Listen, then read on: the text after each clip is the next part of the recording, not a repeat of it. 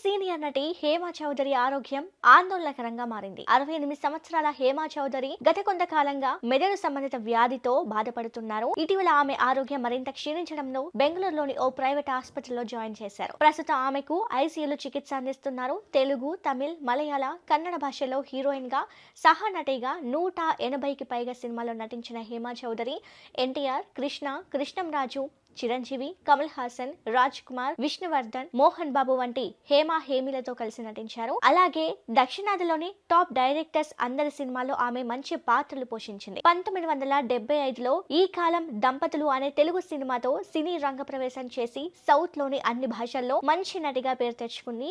తెలుగులో ఆమెకు మంచి పేరు తెచ్చిన సినిమాలు సుందరకాండ, ప్రేమ విజేత, పుట్టింటికి రాచెల్లి. హైదరాబాద్ లో జన్మించిన హేమా చౌదరి అసలు పేరు దుర్గా ప్రభ. ఆమె ఆరోగ్యం పట్ల పలువురు సినీ ప్రముఖులు ఆందోళన వ్యక్తం చేశారు. త్వరగా హేమ కోలుకోవాలని ఆకాంక్షిస్తున్నారు.